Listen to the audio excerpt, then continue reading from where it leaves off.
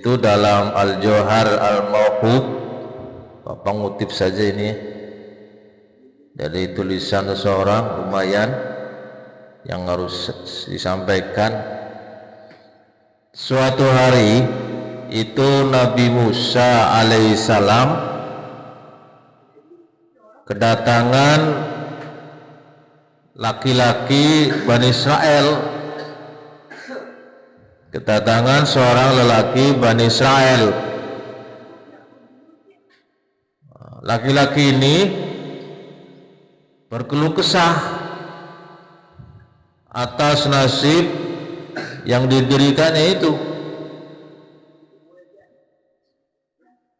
Dia berterus terang bahwa masa lalunya, hidupnya hitam, kelam. Maksudnya apa, Pak? Berbuat dosa maksiat terus. Si laki-laki ini hari-harinya diisi dengan perbuatan tersela, durjana.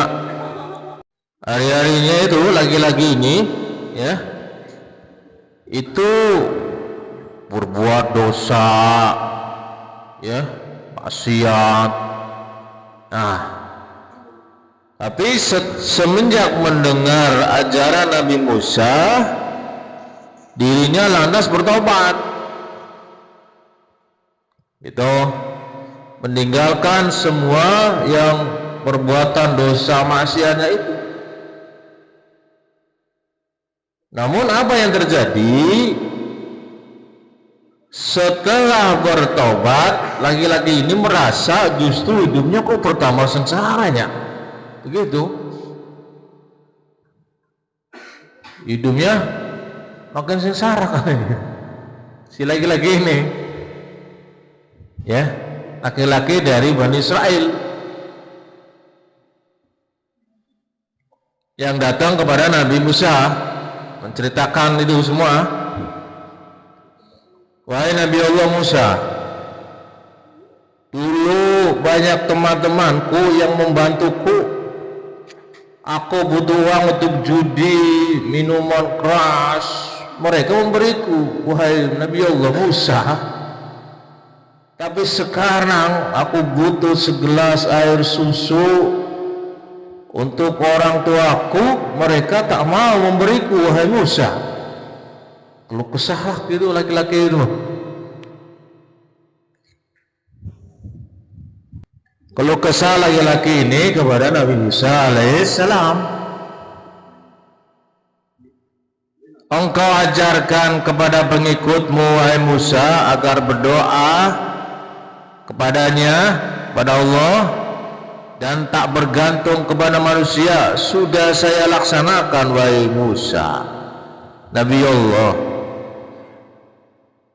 Ajaran itu aku lakukan dengan cara berdoa setiap waktu agar Allah mencukupi kebutuhan keluargaku. Ajaran engkau wahai Musa sudah saya lakukan, tujuannya agar Allah mencukupi kebutuhan keluargaku. Tapi lagi-lagi doaku tak kunjung dikabulkan wahai Musa, sehingga semakin hari semakin nasibku enggak jelas wahai Musa, Nabi Allah. Lelaki itu cerita tuh dengan penuh iba kepada Nabi Musa. Akhirnya Nabi Musa mencoba menghibur lelaki ini dari Bani Israel ini. Bertanyalah Nabi Musa alaihissalam kepada laki-laki ini, apa permintaanmu yang kamu panjatkan kepada Tuhan, wahai saudaraku? Kamu doa apa sama Tuhan? Kata Nabi Musa begitu. Lelaki itu menjawab, agar aku tak bergantung lagi kepada teman-temanku. Kini aku memiliki sebanyak kambing, wahai Nabi Musa. hasil menabung dari jerih payahku. Terus setahun lebih wahai Musa, kambing saya ini sepasang kambing, misalnya Kintan sepasang kambing sama si Kamal misalnya, kambing betina sama kambing jantan, satu kandang wahai Musa, tapi kok enggak juga hamil-hamil si Kintannya misalnya, kambingnya namanya Kintan misalnya gitu kan, yang jantan namanya Kamal misalnya, misal ini mah, misal aja. Atau kambing betinanya si Baby misalnya, ya kambing jantannya si Rasha misalnya, misal aja. Ini sudah sekandang, satu kandang, wah hamil-hamil. Oh, jadi maksudnya kamu berdoa kepada Allah agar sepasang kambingmu itu hamil gitu, mau kawin? Tanya Nabi Musa. Lelaki itu menjawab, betul wahai Musa. Bagaimana caranya? Saya sudah doa setahun ini, sepasang kambingku kok hamil-hamil, nggak kawin-kawin. Sudah kawin sih, Kamal sama Kintan misalnya, kok ngambil-hamil gitu. Kambingnya maksudnya kambing Kintan sama kambing Kamal gitu. Lantas, oh gitu maksudnya kamu ya? Nah itu menjawab, betul wahai Musa. Bagaimana caranya supaya Tuhan mengabulkan doaku agar sepasang kambing Kintan dan kambing Kamal itu mau kawin, beranak pinak? Dengan sedikit menahan rasa geli dalam hati, Nabi Musa agak tersenyum.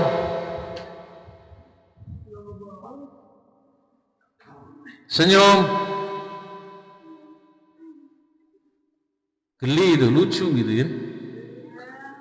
Doanya itu, ya Allah kawinin dong kambing saya biar hamil.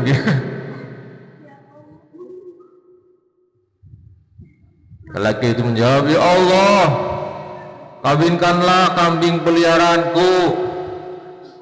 Mendengar cara berdoa seorang hamba yang belum lama bertaubat itu, Nabi Musa lantas mengajarkan kepadanya cara doa yang baik.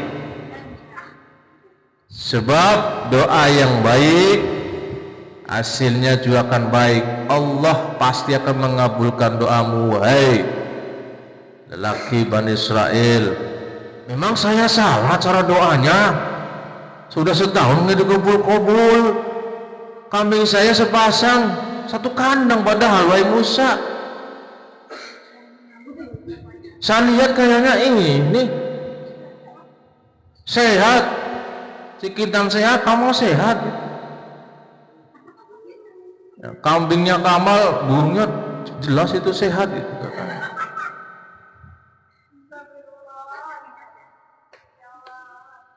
Kambing,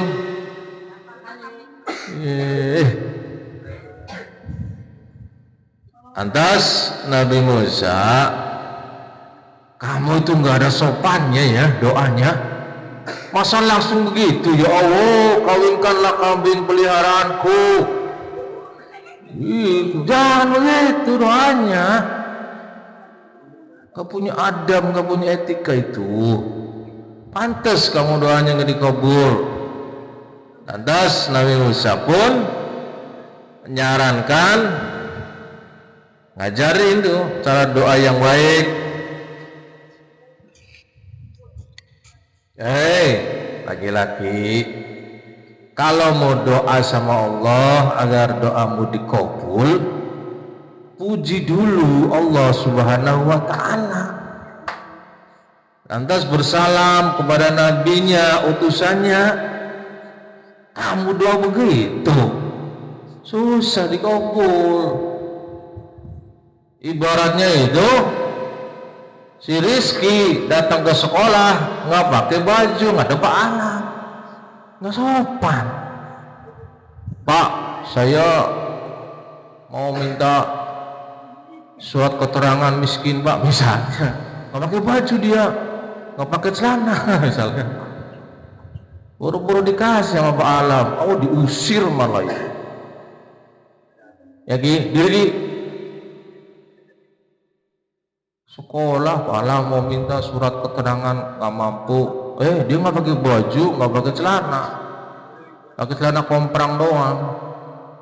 Artinya apa? Ketika berdoa memohon kepada Allah Subhanahu wa taala, kata Nabi Musa, kamu puji dulu Allah. Alhamdulillahi rabbil alamin, hamdan yuafi ni'amahu wa yukafi masidah, dan seterusnya. Allahumma sholli salatan tunjina biha min jamil ahwali wal afat, dan seterusnya. Begitupun sewaktu kamu menutup doanya, jangan lupa puji Allah. Subhanakallah bil izzati amma yasifun, wassalamun alal mursalin, walhamdulillahi rabbil alamin. Begitu cara doa. Di awal memuji Allah dan salam untuk para nabinya, di terakhir pun harus begitu, memuji Allah dan juga salam untuk para utusannya itu. Kemudian lantas setelah lelaki Bani Israel itu mempraktekkan cara berdoa yang diajarkan oleh Nabi Musa alaihissalam, kambingnya itu beranak pinak banyak, punya anak namanya si misalkan kambing Hekal misalnya, lagi keluar lagi anaknya namanya si Bayu, mamanya mana? Mamanya kita sama Kamal. Keluar lagi cewek Safa, cewek lagi namanya Gina. Kambingnya banyak itu, beranak pinak. Dengan izin Allah Subhanahu wa taala, doa anak lelaki ini dikabul oleh Allah Subhanahu wa taala dengan doa yang beretika, beradab, ya. Menghasilkan akhirnya air susu yang melimpah ruah. Sejak itulah berubah nasib lelaki ini menjadi hamba Allah yang taat dan kaya raya. Artinya apa, anak-anakku sekalian? Al-Quran mengajarkan, ngapain Tan Sultan? Al-Quran mengajarkan bahwa doa yang baik adalah doa yang diawali dan diakhiri dengan cara apa? Memuji Allah Subhanahu wa ta'ala dan menyebut Rasul kekasihnya. Ini sesuai firman Allah Subhanahu wa ta'ala dalam surat An-Naml 59, ya. A'udzubillahi minasyaitonirrajim.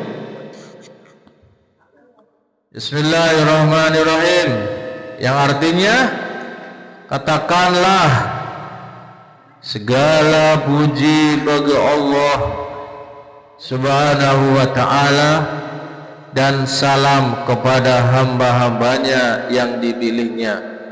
Ini Al-Quran mengajarkan seperti itu. Artinya di dalam berdoa itu jangan sampai lupa puji Allah dulu, ya, dan berikan salam kepada para hamba-hambanya, Nabi dan Rasulnya. Subhanakallahumma wa bihamdika asyhadu an la ilaha illa anta astaghfiruka wa atubu ilaih. Kurang lebihnya Bapak mohon maaf. Assalamualaikum.